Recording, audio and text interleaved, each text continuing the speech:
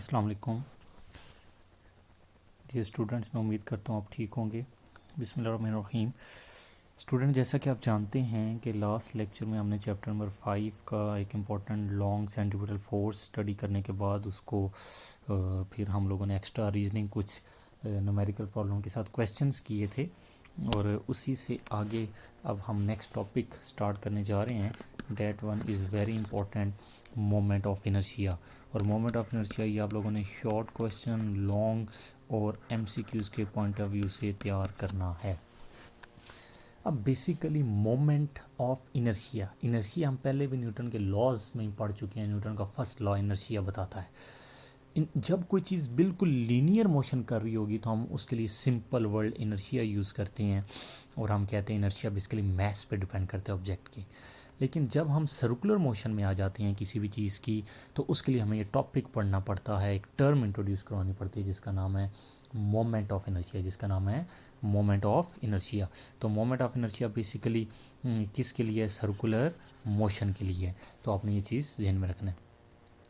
वैसे पेपर के अंदर जो डेफिनेशन आएगी उसको मैं प्रॉपर अभी डिफ़ाइन करूँगा और उसको मैं लिखूँगा भी जो आपने लिखनी है। लेकिन एक एक्स्ट्रा कंसेप्ट आपने ज़हन में रखना है कि अगर आपसे पूछे कि moment of inertia basically Maihar क्या करता है, बताता क्या है, तो शॉर्ट कंसेप्ट के लिए मैं आपको बता दूँ तो आपने कहना है कि ये बेसिकली हिंड्रेंस मैयर हिंड्रेंस ऑफ अ पार्टिकल के जो पार्टिकल की थरथराहट है, जो हिंड्रेंस होती है particles in a circular motion, वो बेसिकली डिपेंड करती है जिस चीज़ के अंदर सर्कुलर मोशन हो रही होती है उसके मोमेंट ऑफ इनर्शिया पे। लेकिन मैथमेटिकल डेफिनेशन और कंसेप्ट के हिसाब से हम जो डेफिनेशन पेपर में लिखेंगे तो मोमेंट ऑफ इनर्शिया की आप डेफिनेशन लिखेंगे the product of mass of a body, the product of mass of a body and square of its distance from axis of rotation is known as moment of inertia। इसे हम किसका नाम देते हैं? Moment of inertia का। अब आपने ये चीज़ ध्यान में रखनी है कि एक मैस इंपॉर्टेंट चीज़ है और एक स्केयर ऑफ डिस्टेंस इंपॉर्टेंट चीज़ है और एक इम्पॉर्टेंट चीज़ है एक्सिस ऑफ रोटेशन। क्या आपको डेफिनेशन में पता चल गया? आगे चल के जब हम डिपेंडेंस की बात करेंगे कि तीन चीज़ों को होना ज़रूरी है मोमेंट ऑफ इनर्शिया को डिफाइन करने के लिए। अब आपने ध्यान में रखना है मोमेंट ऑफ इनर्शिया को हम डिनोट करेंगे कैपिटल आई के साथ। किसके साथ? कैपिटल आई के साथ। It is a scalar quantity. Intermediate level पे आपकी आसानी के लिए हम इसको स्केलर क्वांटिटी के तौर पर ट्रीट करते हैं, लेकिन आगे हायर क्लासेस में आप लोग जाके देखेंगे ये बेसिकली स्केलर नहीं, ये टेंसर है। लेकिन यहाँ पे आप लोगों ने जो टिक करना है, आपने कहना है ये स्केलर क्वांटिटी है। अब हम इसकी लिखने जा रहे हैं mathematical form moment of inertia की क्या है। तो मोमेंट ऑफ इनर्शिया को आप लोग कह रहे हैं कि बेसिकली मोमेंट ऑफ इनर्शिया के product of mass and square of the distance को आपने यहाँ पे आर से शो किया है क्योंकि सर्कल में रेडियस में जब आप घूम रहे होते हैं तो सेंटर से जो आपका डिस्टेंस होता है, फासला होता है सेंटर से गोल दायरे में घूमते हुए, वो आर होता है। तो मोमेंट ऑफ इनर्शिया को आई से शो किया है तो I is equal to M R square आ गया। अब आप इसकी बात करेंगे किसकी? अगर हम बात करेंगे मोमेंट ऑफ इनर्शिया की यूनिट की तो यूनिट को आप लोग डिफाइन करेंगे I is equal to M R square. तो मैस की यूनिट केजी है और रेडियस क्या है? Metre square. तो केजी मीटर स्केयर आपके पास ये यूनिट आ गई किसकी? मोमेंट ऑफ इनर्शिया की। और साथ ही यहाँ से हम इसकी क्या कैलकुलेट कर लेते हैं? डायमेंशन। क्या कैलकुलेट कर लेते हैं? डायमेंशन। और डायमेंशन हमारे पास आ गई किलोग्राम मैस m और मीटर लेंथ l स्केयर, या आप इसे आप लिख सकते हैं M L square T nought. कोई अगर आपसे पूछे ये स्केयर क्यों लिया जाता है तो ये अकॉर्डिंग टू पाइथागोरस थ्योरम, जब अभी हम मैथमेटिकली करेंगे और सर्कुलर मोशन में हम जो है आपके पास स्केयर लेते हैं, तो अकॉर्डिंग टू पाइथागोरस थ्योरम जब आप डिस्टेंस लेते हैं सेंटर से किसी भी पॉइंट का, स्टार्टिंग पॉइंट से, तो आपका स्केयर आता है। आपके आसानी के लिए वैसे बता देता हूँ, ये आर था, ऐसे प्रोजेक्शन ड्रॉ करें, यहाँ पे एंगल आपके पास क्या बनेगा, थीटा बनेगा, तो ये राइट एंगल ट्राइंगल बन जाती है। तो ये तो फिलहाल छोटा सा एक्स्ट्रा कंसेप्ट है, इसको आप बस वैसे रिमेंबर कर लें, लेकिन ये पूछा तो नहीं जाता जी स्केयर क्यों लिया जाता है, तो आपने वैसे ज़हन में रखना है कि आपने फार्मूले में हमेशा क्या लेना है, ऐसे स्केयर लेना है। अब next another unit of moment of inertia, बड़ा इंपॉर्टेंट एमसीक्यूज भी है और शॉर्ट भी मैं आपसे पूछ सकता हूँ कि एक और यूनिट क्या है, अनदर यूनिट हम मोमेंट ऑफ इनर्शिया की डिस्क्राइब करने जा रहे हैं। अब देखें, I is equal to M R square, moment of inertia का फार्मूला है, मैस क्या आ गया, किलोग्राम, रेडियस क्या आ गया, मीटर स्क्वायर। मैं चाह रहा हूँ मोमेंट ऑफ इनर्शिया को जूल में लेके जाना, स्केलर क्वांटिटी है, वर्क भी स्केलर क्वांटिटी था, तो आपके पास तो जूल में लेके जाने के लिए मुझे सेकंड स्क्वायर की कमी है, तो सेकंड स्क्वायर लाने के लिए मैथ मुझे ये इजाज़त देता है, सेकंड स्क्वायर से मल्टीप्लाई भी कर लिया और मैंने क्या कर लिया, डिवाइड भी कर लिया, तो किलोग्राम, तो आपके पास क्या आ गया, मीटर पर सेकंड स्क्वायर। इस मीटर को तोड़ लिया और मल्टीप्लाई बाय 1 मीटर और सेकंड स्क्वायर इकट्ठा लिख लिया। अब हमें पता है कि अब आपके पास according to F is equal to M A, F newton होता है, मैस किलोग्राम होता है और रिलेशन क्या होता है, मीटर पर सेकेंड स्क्वायर। तो kilogram meter per second square क्या आ गया, newton into meter second square, तो मैंने न्यूटन इंटू मीटर इकट्ठा लिख लिया, इंटू सेकेंड स्क्वायर को मैंने अलग कर दिया। अब हमें पता है कि जूल किसके इक्वल होता है, न्यूटन इंटू मीटर के, तो मोमेंट ऑफ इनर्शिया आई आपके पास आ गया जूल सेकेंड स्क्वायर। तो अनदर यूनिट आप एमसीक्यूज में अगर आपसे पूछा जाए मोमेंट ऑफ इनर्शिया की क्या होती है, तो आप लिखेंगे जूल इंटू सेकेंड स्क्वायर। अब अगर मैं आपको कहूँ मोमेंट ऑफ इनर्शिया लॉन्ग में, या define moment of inertia, explain briefly moment of inertia for a single rigid body, तो रिजिड बॉडी का आप पहले पढ़ चुके हैं टॉर्क वाले टॉपिक में, कि वो बॉडी होती है जिसके 2 पॉइंट्स के दरमियान का डिस्टेंस क्या होता है, कांस्टेंट होता है। हम पढ़ चुके हैं कि रिजिड बॉडी क्या होता है। तो अब यहाँ पे मैं सब हेडिंग दे रहा हूँ कि मैं एक्सप्लेनेशन करने जा रहा हूँ। पहले मैं एक्सप्लेन करूँगा फॉर सिंगल रिजिड बॉडी के लिए कि moment of inertia single rigid body का हम कैसे कैलकुलेट करेंगे, कैसे हम एक्सप्लेन करेंगे कि सिंगल रिजिड बॉडी के अंदर मोमेंट ऑफ इनर्शिया का क्या किरदार होता है। पहले हम रेगुलर शेप के लिए करने जा रहा हूँ। पहले मैं किसके लिए करूँगा, रेगुलर शेप के लिए। रेगुलर का मतलब होता है बिल्कुल साफ़ सुथरी सही, या सर्कुलर होगी, या आप कह लें पॉलीगॉन होगी, या हेक्सागोनल होगी। तो हम अपनी आसानी के लिए यहाँ पे सिर्फ सर्कुलर की बात करेंगे, और रेगुलर के बाद फिर हम अगली डेरिवेशन करेंगे इर्रेगुलर के लिए। तो पहले आप ये रेगुलर के लिए करेंगे और फिर इर्रेगुलर के लिए करेंगे। तो रेगुलर और इरेगुलर रिजिड बॉडी के लिए अब हम 2 के लिए ये डेरिवेशंस करेंगे एक्सप्लेनेशन के अंदर। वो आपसे सिर्फ सिंगल रिजिड बॉडी का कहेगा, तो वो कहे या ना कहे, तो आपने रेगुलर और इरेगुलर दोनों के लिए करके देनी है डेरिवेशन कंप्लीट। तो सेकंड हम किसके लिए करेंगे, इरेगुलर शेप के लिए।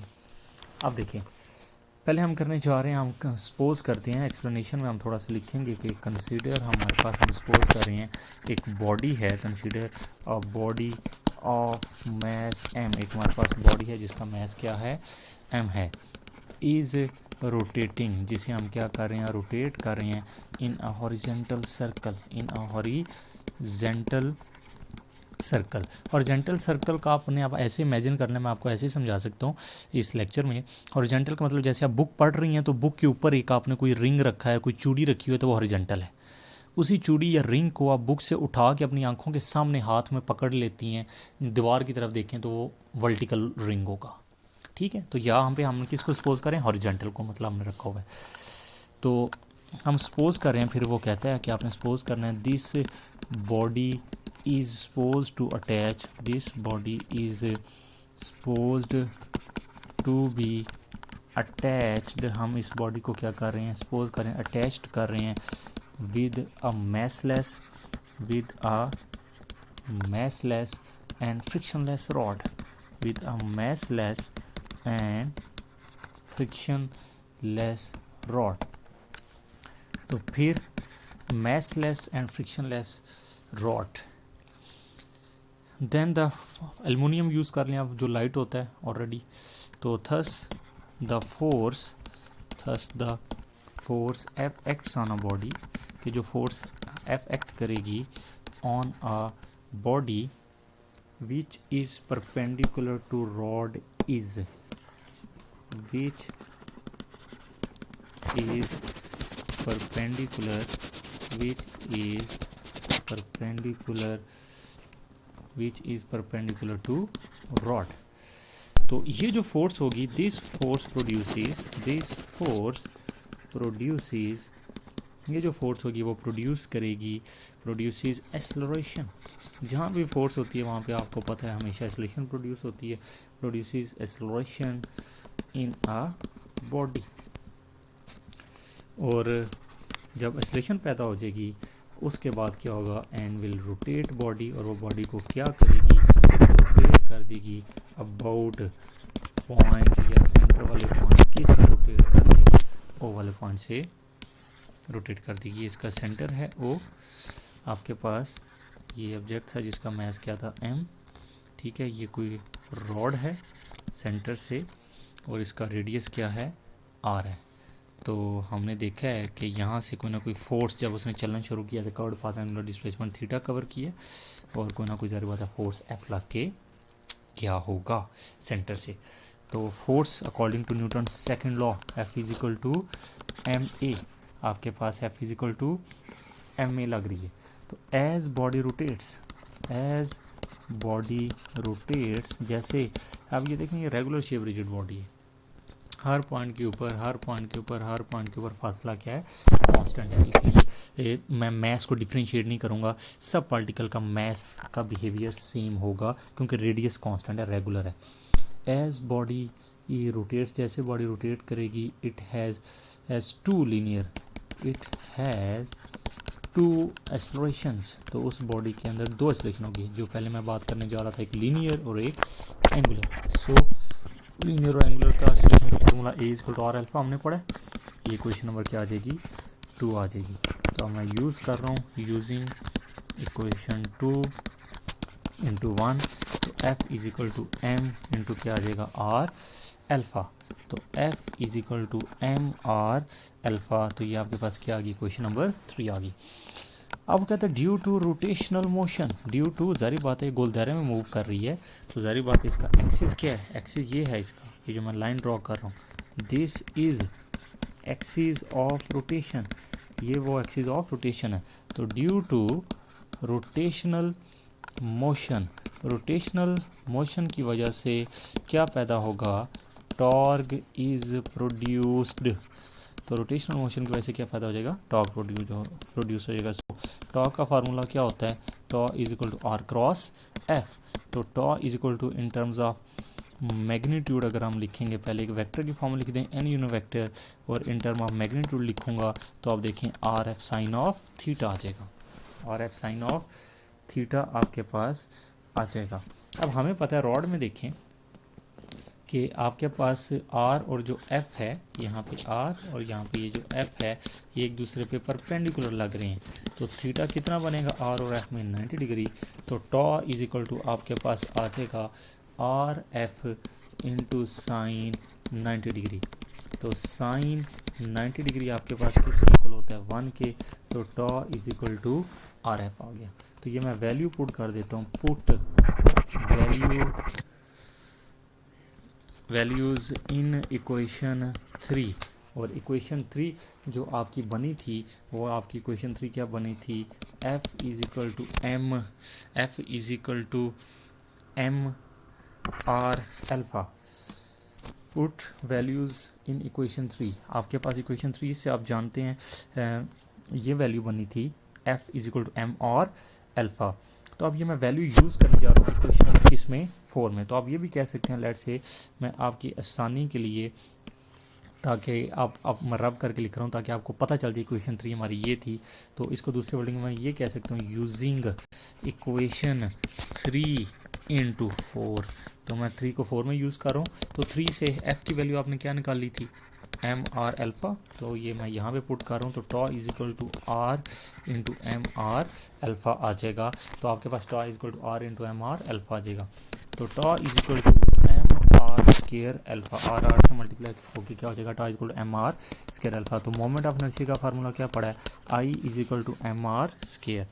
तो यहाँ पे पुट कर देंगे आप वैल्यू, तो टॉ इज इक्वल टू क्या आ जाएगा, आई अल्फ़ा आ जाएगा। तो यहाँ से अब आपने एक और फार्मूला प्रूव कर दिया टॉ का। दिस शोज, ये शो कर रहा है डैट, दिस शोज डैट, ये शो कर रहा है that product of moment of inertia, that product of moment of inertia, product of moment of inertia and angular acceleration and angular acceleration and angular acceleration is also known as, इसे भी हम किसका नाम देते हैं, is also known as torque, उसे हम किसका नाम देते हैं, टॉर्क का नाम देते हैं। तो यहाँ से टॉर्क की एक और एमसीक्यूज़ के पॉइंट ऑफ व्यू से आपने जेन में रखा, बड़ा इंपॉर्टेंट नोट पॉइंट एक मैं लिखने जा रहा हूँ, बहुत ज़्यादा इंपॉर्टेंट है, तो ये चीज़ आपने जेन में रखनी है। Thus the moment of inertia, thus the moment of inertia, जो आपके पास मोमेंट ऑफ इनर्शिया है, plays the same role, thus the moment of inertia plays the same role in angular motion, thus the moment of inertia plays the same role in angular motion as mass in linear motion। जो मैंने topic आपके शुरू में बता दिया था कि बड़ा इंपॉर्टेंट पॉइंट है आपका, जो किरदार लीनियर मोशन के अंदर मैस अदा करता है वो moment of inertia angular motion में किरदार अदा करता है। तो ये इंपॉर्टेंट पॉइंट आपने एमसीक्यूज़ के लिहाज से ज़हन में रखना है। चलें जी, अब रेगुलर शेप के बाद अब मैं हेडिंग दे रहा हूँ, सब हेडिंग अंदर ही, सेकंड एक और एक्सप्लेनेशन के अंदर ही, कि अब आप कैलकुलेट करने जा रहे हैं फॉर इर्रेगुलर। अगर रेगुलर शेप ना हो, इर्रेगुलर रिजिड बॉडी आ जाए मेरे पास, तो फिर मोमेंट ऑफ इनर्शिया का उसमें क्या किरदार होता है, तो फिर हम मोमेंट ऑफ इनर्शिया को कैसे स्टडी करेंगे। तो थोड़ी सी आप एक्सप्लेनेशन लिखते हैं, फिर हम इसकी डेरिवेशन स्टार्ट करेंगे। Consider a large size of irregular rigid body, हमारे पास इर्रेगुलर रिजिड बॉडी है जिसकी लार्ज साइज की, एंड इट इज़ रोटेटेड, और वो रोटेट कर रही है, एंड इट इज़ रोटेटेड, और उसे हम क्या कर रहे हैं, रोटेट करवा रहे हैं अबाउट, कहाँ से, about an axis of rotation. तो हम उसे एक्सिस ऑफ रोटेशन से क्या करवा रहे हैं, रोटेट करवा रहे हैं। विच पासिस, जो पास कर रही है, which passes through a point O, जो पॉइंट ओ से पास कर रही है, बाय अप्लाइंग अ फोर्स, और जो इन पे फोर्स लग रही है, बाय अप्लाइंग अ फोर्स, जो हम इस पे फोर्स लगा रहे हैं, that one will be F. अब जारी बात है फोर्स एफ अप्लाई कर रहे हैं, तो लेट अ बॉडी, हम सपोज कर रहे हैं लेट अ बॉडी डिवाइड्स, हम बॉडी को डिवाइड्स कर रहे हैं into n number of pieces, n number of pieces पे ऑफ मैस। वजह क्योंकि इरेगुलर शेप है ना, अगर रेगुलर शेप होती फिर डिवाइड करने की ज़रूरत ही नहीं है, क्योंकि सबका रेडियस क्या रहना है, कांस्टेंट। पीसेस में डिवाइड हमेशा तब करना है, जब आपके पास इरेगुलर शेप होगी। तो मैसेस में आप डिवाइड कर रहे हैं, आप मैस, और हर पार्टिकल का mass m1 m2 up to so on into, चलते चलते हम कह देते हैं आपके पास आ जाएगा m1 m2 up to so on into mn, and the distance from axis, and the जारी बात है, and distance from axis of these pieces are r1 r2 up to so on into rn। अब देखें, अब ये मेरे पास irregular shape क्या है, इरेगुलर शेप क्या थी, रिजिड बॉडी थी। अब मैंने according to centre of gravity वाला फार्मूला कंसेप्ट यूज़ करते हैं जो मैट्रिक में यूज़, उसके मुताबिक इनका मैंने सेंटर फाइंड कर लिया दोनों का। अब जब दोनों का सेंटर फाइंड किया तो मैंने देखा कि एक पार्टिकल इसका मैस m1 यहाँ पे, एक पार्टिकल यहाँ पे पड़ा है जिसका मैस m1 है, एक पार्टिकल यहाँ पे है जिसका मैस क्या है m2, एक पार्टिकल मेरा यहाँ पे है जिसका मैस क्या है m3, एक पार्टिकल मेरे पास से यहाँ पे है जिसका मैस है mn कह देता हूँ, ठीक है, हमें पता नहीं है, ठीक है। इस यहाँ सेंटर से इसका रेडियस क्या होगा r2, सेंटर से इसका रेडियस क्या होगा r1, सेंटर से इसका रेडियस क्या होगा r3 होगा। इसी तरह मैं यहाँ पे कह देता हूँ कि आपके पास यहाँ पे एक पार्टिकल है जिसका मैस क्या है m1 है, और यहाँ पे एक पार्टिकल है जिसका मैस है, मैं कह देता हूँ सेंटर से mn है, इसका रेडियस क्या होगा rn, इसका रेडियस भी क्या होगा rn, और इसका रेडियस क्या होगा r1, और यहाँ पे एक पार्टिकल है जिसका मैस है m3 और इसका रेडियस क्या होगा r3, और यहाँ पे मैं कहता हूँ यहाँ पे एक पार्टिकल है जिसे m2 कह देता हूँ और इसका रेडियस क्या होगा r2, और ये इसके एक्सिस के गिर्द क्या कर रही है रोटेट कर रही है, क्या कर रही है ऐसे। अगर मैं इकट्ठा इनको घुमाता हूँ ऐसे तो ये दोनों ऐसे एंटी क्लॉकवाइज डायरेक्शन में क्या करेंगी रोटेट करेंगी। जब एंटी क्लॉकवाइज डायरेक्शन में रोटेट करेंगी तो टर्निंग इफेक्ट आएगा, और जब टर्निंग इफेक्ट आएगा तो क्या पैदा होगा टॉर्क पैदा होगा, क्या पैदा होगा टॉर्क पैदा होगा। तो पहले मैं कैलकुलेट करता हूँ, मैं कहता हूँ कि पहले मैं टॉर्क कैलकुलेट करता हूँ, जो टॉर्क पैदा हो रहा है torque acting on mass 1, torque acting on mass 1 कि मैं देखता हूँ पहले मैस पे कितना टॉर्क पैदा हो रहा है, इसी तरह फिर दूसरे पे कितना पैदा हो रहा है। तो सबका इकट्ठा क्यों नहीं टॉर्क निकाल रहे बचा, सबका इकट्ठा इसलिए नहीं निकाल रहे, आपने ये चीज़ ज़हन में रखनी है, सबका इकट्ठा इसलिए नहीं निकाल रहे क्योंकि ये इरेगुलर है, टॉर्क इरेगुलर है, क्यों, सबका रेडियस डिफरेंट है, मैस बेशक सेम हो लेकिन सबका रेडियस आर डिफरेंट होने की वजह से हर पार्टिकल का टॉर्क क्या आएगा डिफरेंट आएगा। अगर ये रेगुलर शेप होता सर्कल होता तो फिर सिंपल फार्मूला का था torque equal to are F और सबका एक ही होता, लेकिन यहाँ पे सबका डिफरेंट इसलिए क्योंकि सबका आर डिफरेंट है। क्योंकि सेंटर से एक्सियल रोटेशन फासला डिफरेंट, हमें पता है टॉर्क किसकी इक्वल होता है tau is equal to I alpha, तो आई किसकी इक्वल होता है आपके पास एम आर स्क्र के, तो tau is equal to M r स्क्र के आगे अल्फ़ा, तो फर्स्ट पार्टिकल है तो सबके साथ 1 1 लगा दूंगा, क्या लगा दूंगा 1 1 लगा दूंगा, और इसे मैं नाम देता हूँ किसका, इरेगुलर की नई हेडिंग है तो इसलिए नई इक्वेशन बना देता हूँ 2। इसी तरह अब नेक्स्ट हम हेडिंग दे देते हैं टॉर्क एक्टिंग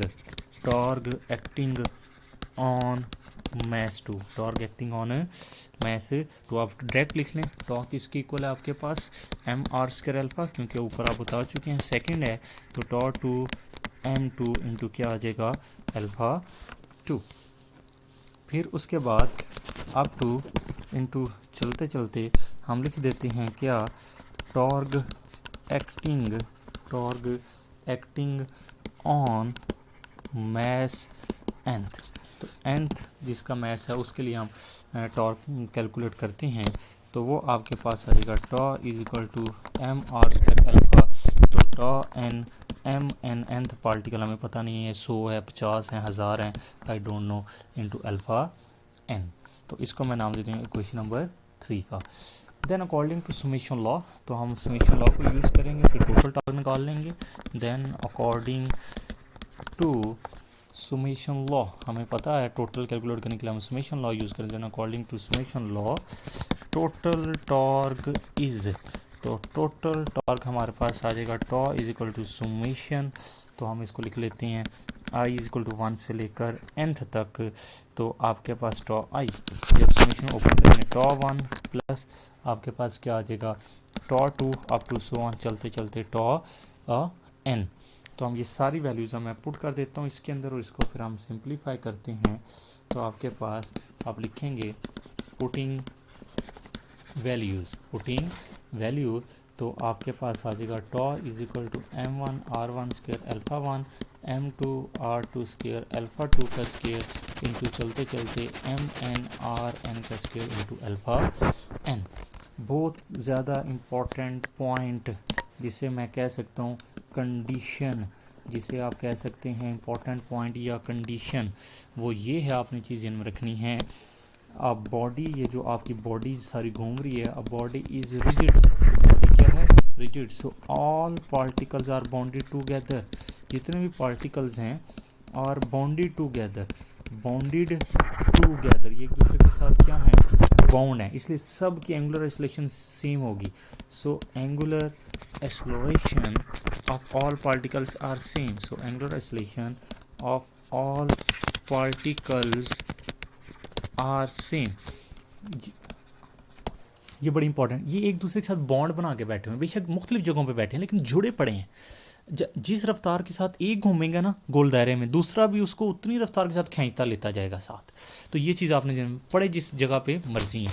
तो इसलिए बेशक एक ज़्यादा पैदा करवा, और मिसाल के तौर पर मैं कहता हूँ जिसका रेडियस सबसे ज़्यादा उसने ज़्यादा टर्निंग इफेक्ट पैदा कराया, लेकिन उसके ज़्यादा होने का फ़ायदा तो तब होता है जब वो अकेला होता, इसलिए वो सारों को साथ लेके चलेगा. तो इसलिए सब की एंगुलर एक्सेलरेशन क्या होगी आपके पास, अब तो चलते चलते एंगुलर एक्सेलरेशन सब की क्या होगी, सेम होगी. सब की एंगुलर एक्सेलरेशन क्या होगी, सेम होगी. तो ये हम वैल्यू पुट कर देते हैं किसके अंदर, इक्वेशन नंबर 4 में. तो हम ये वैल्यू पुट कर देते हैं, पुट इन ये कंडीशन, पुट इन इक्वेशन 4. तो आपके पास टॉ आ जाएगा m1 r1 square alpha plus m2 r2 square alpha plus up to so on mn rn square क्या आ जाएगा, अल्फ़ा आ जाएगा. तो अब यहाँ से देखें आपके पास कॉमन क्या आ रहा है, अल्फ़ा कॉमन इसलिए. हाँ, तो हमारे पास पीछे रह क्या गया, हमारे पास रह गया m1 r1 square m2 r2 square up to so on mn rn square. Summation law के मुताबिक लिखें एम आई आर आई का स्क्वायर, आई की वैल्यू 1 से लेकर n तक कंबाइन फॉर्म में लिखने का तरीका मैं कई दफ़ा शुरू से चैप्टर 2 से आपको सिखाता आ रहा हूँ. हम इसको समेशन फॉर्म में ऐसे लिख सकते हैं. अब ये जो चीज़ है I is equal to summation I is equal to 1 से लेकर एम आई आर आई का स्क्वायर. तो सिंपल देखें कि मोमेंट ऑफ इनर्शिया का formula is equal to M R square होता है.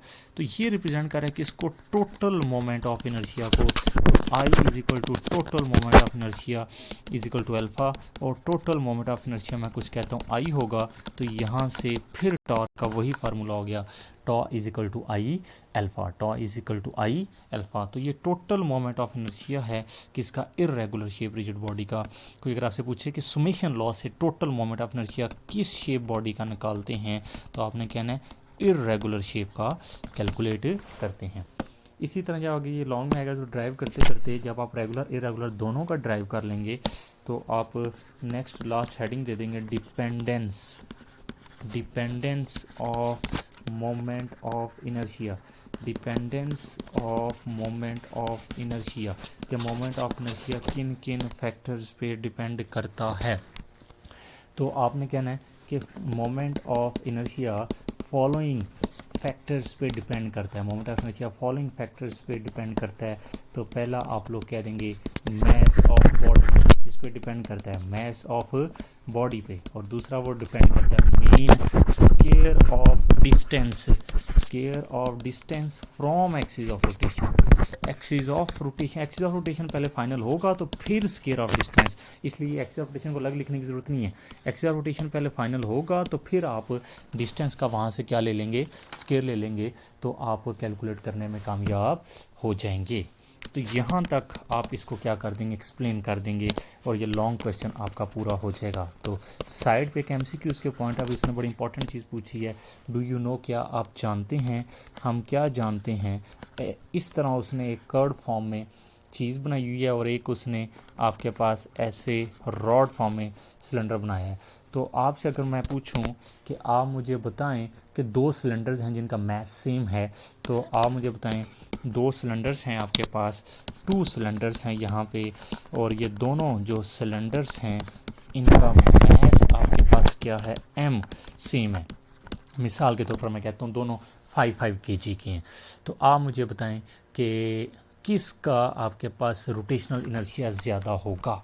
तो आपने कहना है लार्जर डायमीटर जिसका होगा आपके पास उसका रोटेशनल इनर्शिया क्या होगा, ज़्यादा होगा. तो आप लोग कहेंगे वो वाला सिलेंडर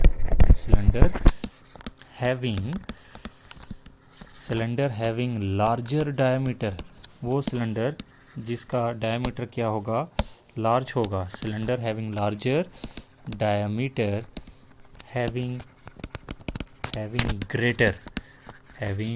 ग्रेटर रोटेशनल इनर्शिया, उसका रोटेशनल इनर्शिया भी क्या होगा, ग्रेटर होगा. रोटेशनल इनर्शिया भी क्या होगा, ग्रेटर होगा. वजह देखें, मोमेंट ऑफ इनर्शिया का फार्मूला क्या होता है, इसको एम आर स्क्वायर.